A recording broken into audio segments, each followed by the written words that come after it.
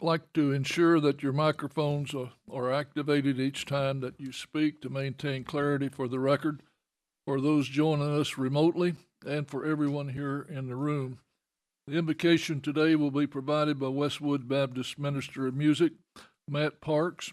Pledge of Allegiance by Commissioner Denny Collins. Please stand.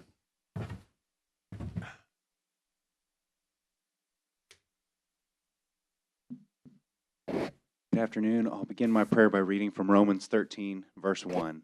Let every person be subject to the governing authorities, for there is no authority except from God, and those that exist have been instituted by God. Will you pray with me? Father God, thank you for the leadership that you've brought to our city of Cleveland, Tennessee, God.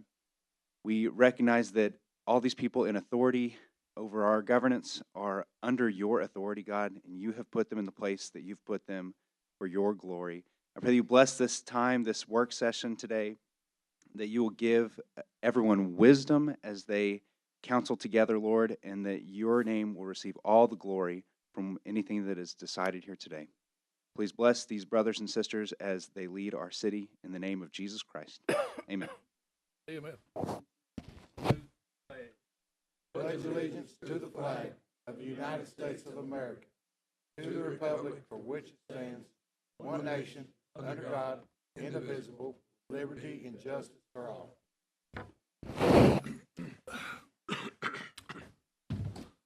Thank you very much. We'll now go to the mayor for the report from the county mayor. Mayor Davis, please. Thank you, Mr. Chairman, and good afternoon, everyone.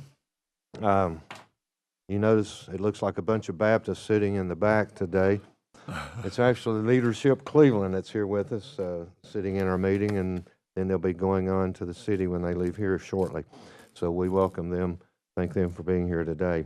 A couple of things, and then I have an FYI report I want to give you here in just a minute. I'll ask you to bear with me, but I'm sure you all will agree. We had another beautiful parade this past Saturday night. I had a good crowd. The weather was perfect, and of course, we must mention the child that was injured. Our prayers continue to go to him and his family, for him and his family, for a speedy recovery for the child that was run over at Bradley High School after the parade that evening. I want to mention Adam. He's having surgery this morning, and I just got a text a minute ago that he is out of surgery and doing well, so that's good news. Something that I'm going to talk about, some of you may not even want to hear, but you're going to hear it anyway, because I'm going to FYI everybody on what some of the changes that I've made at the fire department as far as salaries recently, to bring everyone up to speed. You know, we began to look at potential savings from all of the vacancies that we were told they had out there. We've heard for several months they had 6 vacancies. After further studying, there were 4 vacancies as of today. 2 that go back to July, 2 that became effective in September. One of them was a retirement. But so as of today, there are 4 vacancies, and there are 2 more that are coming January the 1st. So come January the 1st, we'll have 6 vacancies. Why am I going through all of that? Because when you start looking at how much are you saving in salaries because of vacancies, you got to know when they became vacant. So what it amounts to is we have 2 salaries that have been vacant for 7 months going through January. We have 2 salaries that are vacant for 4 months, and 2 that will be vacant in January for 1 month. A total savings of approximately $76,000. So I've taken that amount and increased the 6 that were at 38. By the way, that's 38,474, not 38. But the 6 that were at 38,474 are now at 41,000. That's a almost $2,600 increase, or about a 6% increase in addition to the July 1st percentage that you all approved. The next 6 that were at 39,615 are now at 41,615.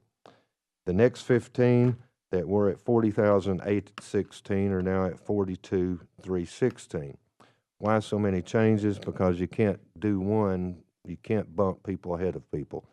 So with those 3 changes, that leaves 40 people, which there's 40, 55, and 12, 67 employees. So keep in mind, 38,474 went to 41,000. 39,615 have gone to 41,615. 48,616 have gone to 42,316, and the other 40 have been given $1,000 each increase in their salary. All of these increases went into effect last Monday, December the 1st. So they're already in effect and will be on their payroll that comes out this week. These salary adjustments are being done within the existing budget. As I explained, that's taking vacancy savings, converting it to cash, and redistributing it as salary increases to everyone else in the department. So therefore, no commission action is needed because it is, every bit of it is changes within the existing budget. But I do want to mention, any further adjustments will have to occur at budget time. There is no money left in the existing budget, and there's no excessive fund balance there to play with until budget time. So any other adjustments need to wait till budget time, and at budget time, you have the decision to make of whether you address the fire tax. Hopefully, these changes will help at Christmas, and hopefully these changes will be appreciated, but I just thought I ought to give you a detailed explanation of what has occurred. It's actually going out in the payroll this week, effective last Monday, December the 1st. That's all I have, unless you have questions for me. Anyone have any questions for the, yes, Mayor Blake, Commissioner Blake? Don't do that to me. Mayor, so you use money from open vacancies. Obviously, once you give those increases, they're there for good. So those, what is the plan, if you know right now, if you'll speak to it, with those vacancies? I didn't mention that part. The vacancies themselves, which will be 6 in January, we're already taking applications, and rookie school is planned to begin in February. And if that works out, then we'll be fully staffed at that time with the new salaries in place. And the new salaries still are within the budget that's in place also. So come June the 30th, we should be fully staffed with the new salaries that I explained. And then it'll be up to the commission what we do going forward with July the 1st. So your new starting salary is the 41 that you increased for every,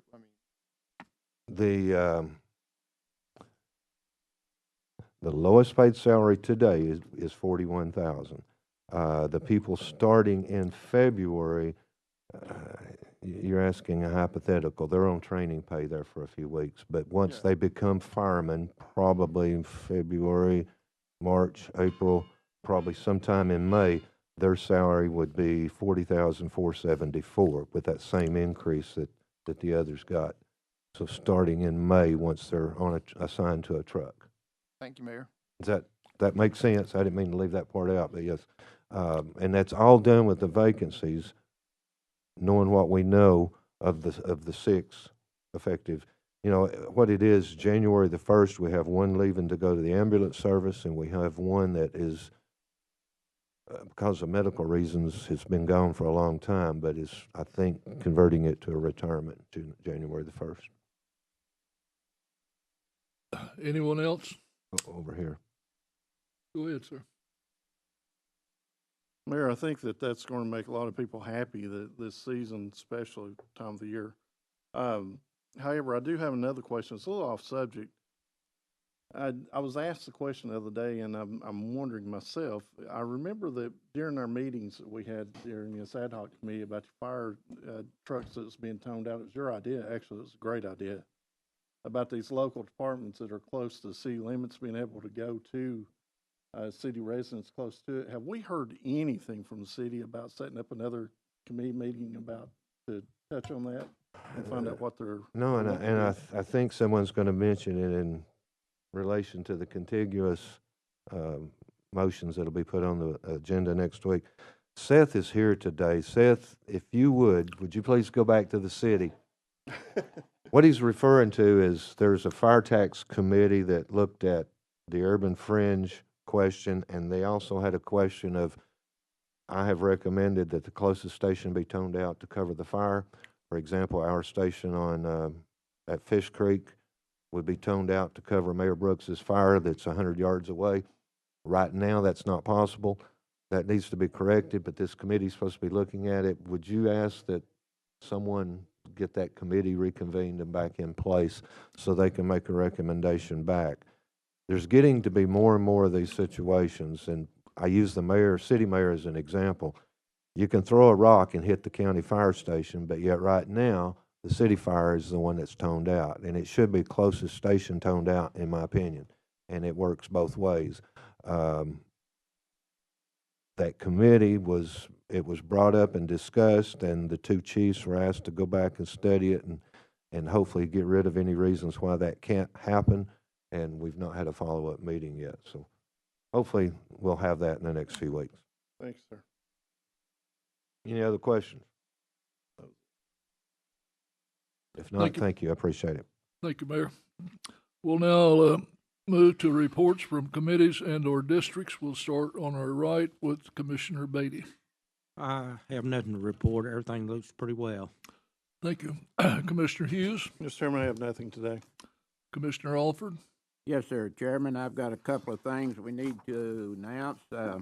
One, I'd like to place on the December 15th voting session agenda to cancel the December 22, 25 work session to allow commissioners holiday travel time. I'd like to place that on the agenda for next voting session. Also, Chairman, the Athletic Field Improvement Ad Hoc Committee met this morning and voted to recommend supporting an initiative to turf the infields at Bradley North, Urbane Road, Elrod, and Blue Springs Park, and to look to the mayor and Parks and Recreation Director for project planning and funding. We estimate the cost of installing turf at the parks to be about $5.1 million. This will be a phase-in, accommodate play-in during the process. I place this recommendation in the December 15th voting session, please, sir. thank you. Done. And other than that, Second District's doing well. The drag strip is doing well behind the airport. Looks like they're having a lot of fun out there at night. So anyway, I keep bringing that up. Thank you. That does belong to the city of Cleveland, right? Yes, sir. Okay. Commissioner Blake. Thank you, Mr. Chairman. I also want to welcome the leadership. We see some of our friends out there. Mayor, on that topic that Mr. Hughes was talking about, you have a few examples there, but do we have anything? I was chatting with, I guess, the GIS. They have the ability with their GIS system to really quantify those districts or those areas that would best fit that. I was just wondering if that's been done. Wayne has that on the GIS system. Where our county fire stations are, they're right next to the city, and on that one is Park Ridge, I believe, over there by that school. Then up there on Tasso Road, as you mentioned. I think it would be worthwhile to ask Wayne to have that study before you guys have that committee meeting, so that you can have visibility of where these county fire, and like you said, there's going to be cases where a city fire station is going to be closer to county as well. My 2 cents on that. We'll get him to do that for them. I was hoping they would get all of their department issues out of the way so it could seriously look at it, but we need to do that. But you mentioned Menace Road. I mean, what we're talking about, folks, is look at Menace Road. There's a fire station sitting there, and there's 50 apartments right next door to this fire station. If we're going to get along, we need to not care which fire department responds to those fires and tone out the closest station. The closest station that's getting toned out to those apartments today comes from Paul Huff. From the bypass over there next to where Commissioner Gilbert lives. That's a long ways when we're sitting right beside those apartments. The closest station needs to get toned out, and the closest station with jurisdiction gets toned out at the same time. So they're both coming, no problem there. It's not a turf issue. It's just once this is agreed to, if it's agreed to, it's a big change using the maps and stuff that he mentioned at 911, so they'll know who to tone out. But right now, that's been annexed, so they're toning the closest city station with a county station sitting right beside of it, and vice versa. There's a few examples of the other way around. And that's a bad situation waiting to happen, I'm telling you. We've been saying it for a long time, and it's time we address it and correct it before something bad does happen, in my opinion. No, I just want to know, we have the technology and those systems are pretty accurate with what they can do. So I don't know when you guys are going to meet, but hopefully the city will put that on their calendar here pretty soon. So I have, all's well, Mr. Chairman, thank you. Commissioner Collins, Commissioner Alford, I think, has something. Commissioner Mason. Right. Oh, I'm sorry. Excuse me. I had just one other question. My understanding, when the Hardwick Farm project gets completed or gets started, aren't they going to build another fire station? And again, we're looking at something similar to what the mayor's talking about. There's going to be a fire station built somewhere around Fish Creek, and we've got a fire station sitting right there at Fish Creek.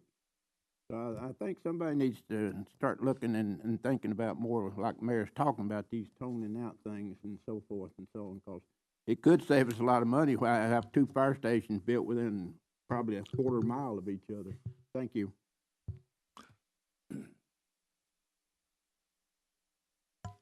Commissioner Collins. Thank you, Mr. Chairman. The Legal and Legislative Committee met last week, voted on several recommendations. First of all, I want to express my appreciation to that committee and its members and their discussion during our time together. It's not always easy to arrive at a decision, but they're incredibly engaging and respectful of other points of view, so I just want to say thank you to them publicly. First, the committee voted unanimously to recommend that all payment in lieu of taxes, known as pilot agreements, and tax increment financing, known as TIF agreements, be required to go through 2 work sessions prior to a commission vote. As you know, this is the same process for non-contiguous annexation interlocal agreements. Additional review time allows members to ask questions and fully evaluate what are at times complicated proposals. I placed this recommendation on the December 15th, 2025 voting session agenda. Also, County Attorney Freiberg presented a public nuisance consideration consistent with a November 18th criminal court order regarding property located at 1770 Spring Place Terrace Road. That's in Cleveland, which it authorizes the county to clean up the property and places a lien on it should the property owner fail to pay the abatement cost. The committee unanimously voted to recommend obtaining estimates for remediation and referring that matter to the Finance Committee for consideration. I place this recommendation on the December 15th, 2025 voting session as well. And finally, the committee discussed a constituent request regarding commissioner microphone use during meetings. The committee agreed to include a reminder on all committee meetings and agendas, encouraging members to use microphones consistently to ensure that viewers can clearly hear all discussions and votes. That's all I have. Thank you, Mr. Chairman. Thank you very much. Commissioner Mason, please. Thanks, Chairman. I've got 2 or 3 things today. Had several calls from constituents this past week. When I get more than 5 or 6 calls, I'm going to probably turn my mic on and give you an attaboy here at the commission meeting. I want to recognize Constable Wayne Henry and all of his extra things that he does in his community. These folks said that Mr. Henry had helped 25 families for Thanksgiving and Christmas. And it's an awesome job, Wayne. And also I want to recognize Constable Rich Burnett. He's in my district, the 6th, and I know all the things he does without any recognition. Jason Corm, Tim Fowler, Steve Anderson, and Darren Brantley. I want them to know that they do not go unnoticed for all the extra things they do in our community and in Bradley County. And thank you, gentlemen. I also have a November TDOT litter grant totals, 741 county miles, 228 state miles, 75 city miles. Total pounds picked for the month of November was 14,170 pounds. We also recycled 340 pounds of materials. Special thanks to Thomas Bell, Camille McGill, Gabe Thomas, and Rich Kenlin, and all the probation guys and gals that work over there. Tim Mason wouldn't be, I wouldn't get anything done without all these folks. They make me look really good. And also Also, Chairman, we have a road committee that is scheduled for 9 a.m. on January the 28th here in the commission room. That's all I have. Thank you, Chairman. Thank you. Commissioner Gilbert, please. Yes, Mr. Chairman, I'd just like to say thank you to Sharon Marr and Dewey Woody for running the parade as most functional parade I've ever been in. I mean, we stopped maybe one time and the rest of it was just unreal. It was good. And the young man that got hurt, y'all keep him in prayer. And that's all for me. Commissioner Thompson, please. Yes, Mr. Chairman, I'd like to thank you, Tim, for mentioning Wayne Henry in the 4th District for what he has done to help people at Halloween, also at Christmas, the toy run and everything. One other thing, Mr. Chairman, I would like to say congratulations to the Bradley High School cheer team. Saturday, they participated in their first cheer competition. They won their first place for their division and grand champions. And I might brag a little bit. My granddaughter won the junior class for her tumbling pass. And she's also a cheerleader there at Bradley High. So I'd like to ask Laura if they could maybe by the 15th meeting, if we could have those cheerleaders in here where we could congratulate them. Miss Cash back there, she might help us out on that.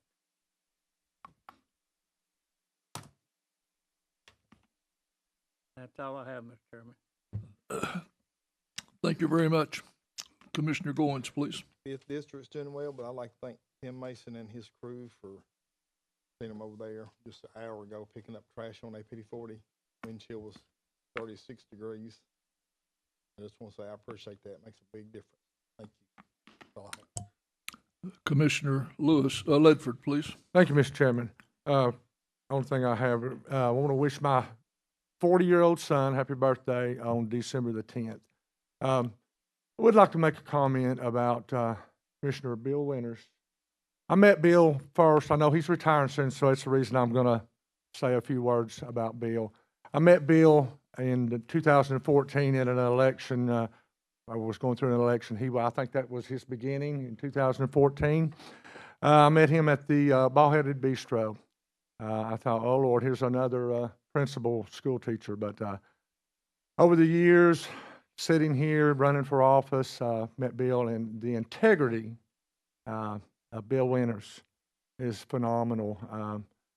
The knowledge, I counted a great honor when I got elected in 22 to be able to go to each and every one of you all for advice, to talk to you about different things. But Bill was different because when he spoke to you about something, you knew that he had thought about it, had concentrated on it, and knew exactly the path that he thought that it needed to be, whether you agreed with him or not. But I just want to thank Bill Winters for all the encouragement that he's given me. He's never downplayed me on anything I've ever done or said.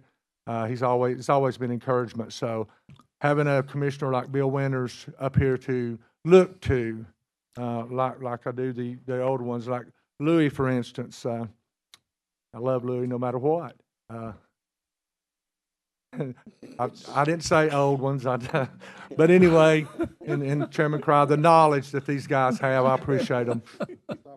And the young ones, like Bill, like Mike Hughes, for instance. But anyway, I just want to thank Bill for the role model that you have set for me, and I appreciate you. And I will miss you, but of course, I know we got till September, so I appreciate you, Bill. Thank you. That's all I have, Mr. Chairman. Thank you. Commissioner Rogers, please. Thank you, Mr. Chairman. I'm also thankful for all the old ones up here as well, being the youngest one up here. So, the Empty Stocking Fund is currently going on, and Mix 104.1 puts that on along with Miss Brenda Lawson and many other people in our community. I know Dr. Cash guest host today. So I just want to encourage everyone in our community, whether you can give $1 or $5, 10 or 100, whatever it is, to reach out during 7 o'clock to 9 o'clock, or really in the morning, or really any time during the day, to Mix and to the studio there, and to be able to give. And thank you to all that do. Mr. Chairman, this past week, I received a lot of phone calls about some incidents that were happening at Bradley Central High School. I just want to say thank you to Dr. Cash and her team and Patrick Spangler for how they got information out and put information out and were communicated clearly to parents and to students and for all that they did with the events that were happening this week. And so I just did want to say thank you. Other than that, the 7th District's doing well. Thanks. Commissioner Winters, please. Thank you. Thank you, Mr. Chairman. 7th District is doing well. I want to say that as a county commissioner in a city district, I really appreciate the association I have with Tom Cassida and the work that we've been able to do together for the benefits of county residents that live in the city. The work that they do with leaf management, the work they do with the new highway that's come through, and our residents in these subdivisions that have to inherit all of this adjustment. The city has really been very supportive of all of us. At this time of year, we're really looking at what's really important in our lives and look at what gifts we're going to get at Christmas. As a papa of a large family, I don't worry about the gifts I get. I wonder about if I got enough gifts for my kids. But I heard a quote this last week that's really it. The greatest gifts of life are not things. The greatest gifts in life are those that are wrapped in flesh. The greatest gift for me are those kids that bear my name, bear my family name, the wife that has my name. The greatest gift that we have are those that are around us. And I think we are successful because of the gifts of each other.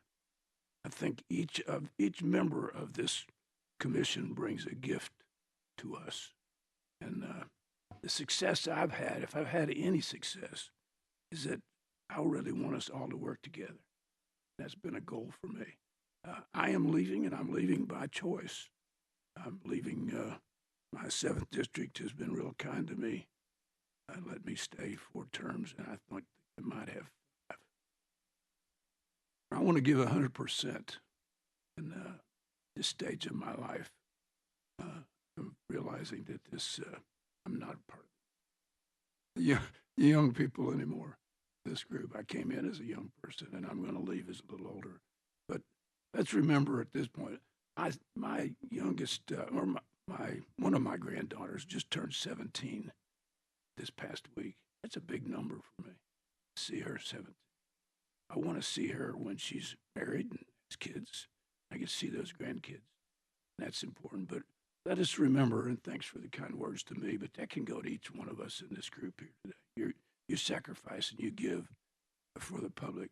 But the greatest gifts that we have, those that are wrapped in flesh, that live in our homes and go to church with us, and that we meet in the community. And it's been great for me. So Merry Christmas to all. 7th District's in good shape. Is that it? Thank you. We'll move along now to the agenda items. Agenda item A, Commissioner Josh Rogers.